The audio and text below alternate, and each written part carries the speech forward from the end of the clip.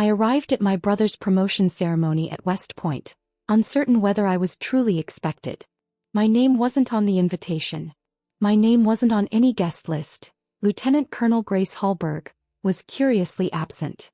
Yet I came anyway in full dress uniform, holding on to a faint hope that even if the organizers had overlooked me, my presence might still be noticed, acknowledged, even if only with a glance. But the moment I stepped into the hall, I knew I was wrong. No eyes looked my way.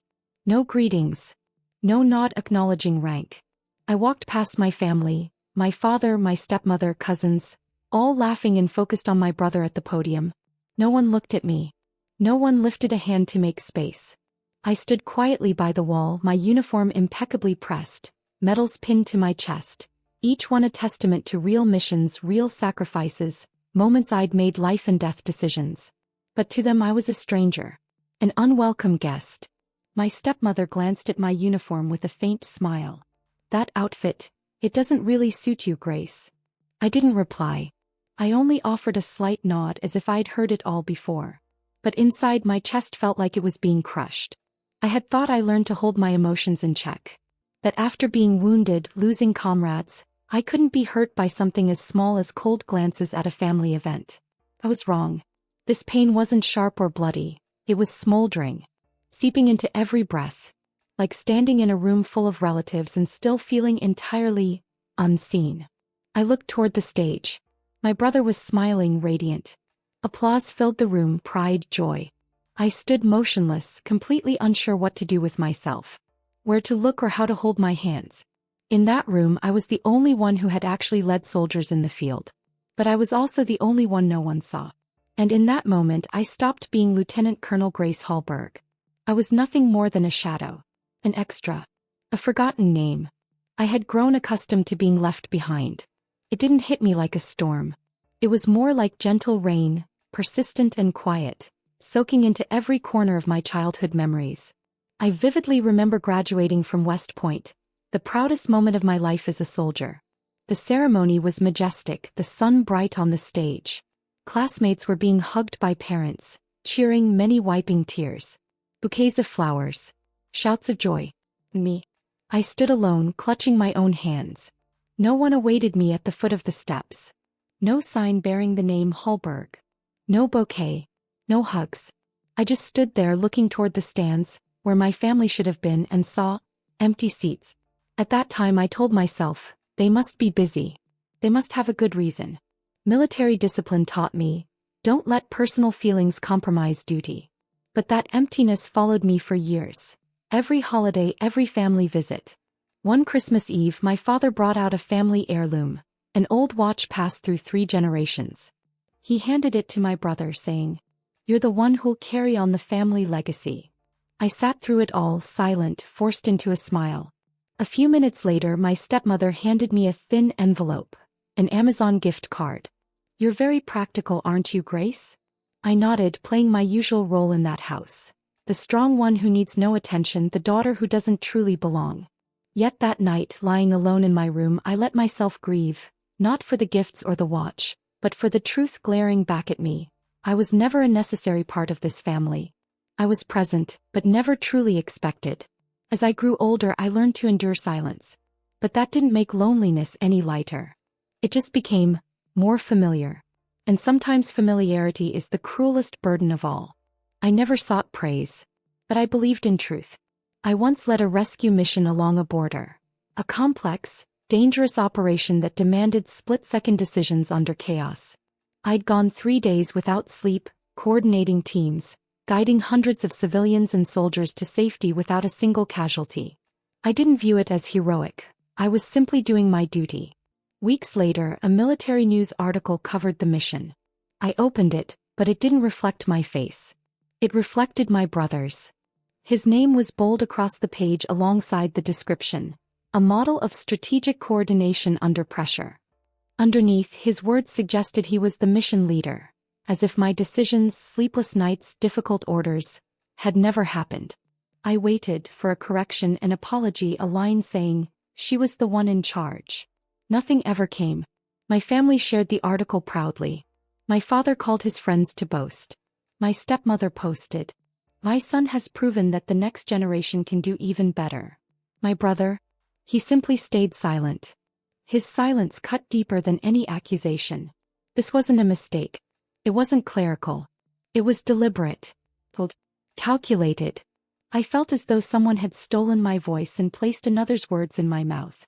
Not only had they taken the mission, they'd erased my identity, my pride, my purpose. He didn't just take recognition, he sent a message. I didn't deserve a place in that story. I didn't belong. I was a name to be omitted. I'd never felt smaller. Not because I lost, but because I had been betrayed by the person I trusted more than anyone. My only brother. That kind of pain doesn't shout. It squeezes tight and lingers deep. And in that silence I realized, they weren't just trying to forget me, they were rewriting history without me in it. I didn't get angry. I didn't slam doors. I didn't post denunciations. Because I am a soldier. I know that rage rarely hits its mark. I've seen wrong decisions made in moments of panic, and that cost lives. On the battlefield, it's not the loudest who survive, it's the calmest. And I stayed calm. I logged into the system, pulled mission logs, parsed timestamps, collected orders, confirmed signatures, extracted coordination messages, saved original briefings, all bearing my name. None of it could be dismissed if scrutinized. I reached out to the officers who'd worked with me during the mission, not to beg their allegiance but to say, I need your confirmation of the facts. They agreed. They knew. I compiled the evidence into a comprehensive report. No accusations, no blame, just truth. Factual, precise, irrefutable. Then I submitted it to the awards review board. I wasn't seeking a spotlight. I didn't need the applause. All I wanted, one thing, was to be recognized by my proper name. Not his name. Not a false title.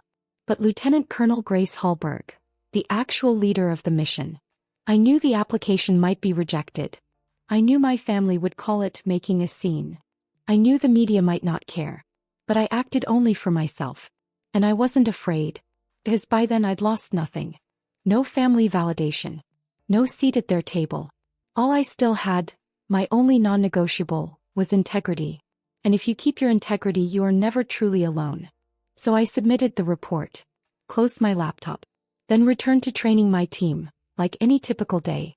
No one suspected I was tackling another battle, not with bullets but with facts. Where justice isn't won by force, but by resolution and reason. I didn't know how they'd respond. But I knew one thing, I would no longer stay silent. And this time I would not be forgotten. The invitation arrived weeks later. This time the name on the envelope was unmistakable. Lieutenant Colonel Grace Halberg. No longer a family guest. No longer the sibling of the honoree. But me, by rank, by name, by undeniable presence. I told no one, not to my father, not to my brother. I prepared in silence as I would for any operation, methodical, steady, certain. That morning I stood before the mirror in dress uniform. I straightened every crease. Adjusted every medal. The scars I carried weren't for show. They were reminders of the distance I'd walked, the losses I'd suffered and what I had preserved. When I entered the hall, no one barred my way. No suspicious looks. No confusion over the list. I was led to a seat of honor, beside others whose recognized accomplishments matched their presence. And I realized, this time I was exactly where I belonged. The ceremony unfolded with dignity. I listened as each name was called. Each story, each service honored. I wasn't jealous or anxious. I was simply waiting for my turn to be seen. Then the announcer stepped to the podium, his voice echoing. Please stand, for Lieutenant Colonel Grace Halberg. In that moment all I could sense was the rhythm of my own heartbeat. Then, chairs moved upward. Applause erupted. And one by one the entire room stood. I rose, posture straight, head raised. Not in humility but in quiet pride. I saw my brother standing in the crowd. He applauded, though his eyes shied away. My father sat farther away. He didn't clap, but he didn't leave either. I walked to the stage. I said nothing. There was no need. I claimed a space, long denied, by showing up at the right moment in the right capacity with unwavering presence. I didn't need apologies. Because I now held something no one could take away. Truth and recognition. And in that instant I realized, I had stepped out of their shadow, and into my own light. I left the ceremony carrying no fanfare, only something lighter yet more valuable: peace. No one stopped me. No one hugged me. No sincere well done from family. Yet strangely, I didn't feel pain or disappointment. I no longer needed them to validate or define me. For the first time, I came to understand: you don't need a seat at someone else's table to know you belong. You can build your own room, lay your own foundation, turn on your own lights, and decide who gets invited. I departed my family with quiet resolve. No drama, no anger, no declarations. I simply walked away. Because not every farewell demands a scene. Some doors close without a sound, but the space beyond can open into an entirely new life. I began to write, not a memoir of bitterness, but a guide for young women navigating expectations and duty. I shared truth, experience, and the freshest scars. And the amazing thing was, people listened. I founded a support fund for female soldiers. Those who, like me, felt small in a world not meant for them. Every story I heard, every note of thanks, became a healing balm no hospital could prescribe. I started teaching, not to recite achievements but to pass the fire. I told my students, you don't need to wait to be called someone before you begin.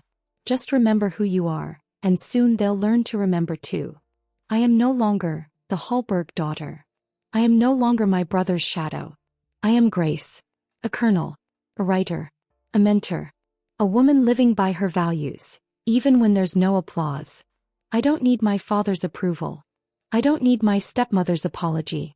I don't even need my brother's gratitude. What I needed, what I have now, is something profound. Freedom. Freedom from expectations. Freedom from comparisons. Freedom from the hunger to be seen that marked my youth. And in that silence I realized, I had never needed anyone else to hand me the light. Because the brightest dawn I'd ever known was ignited by me.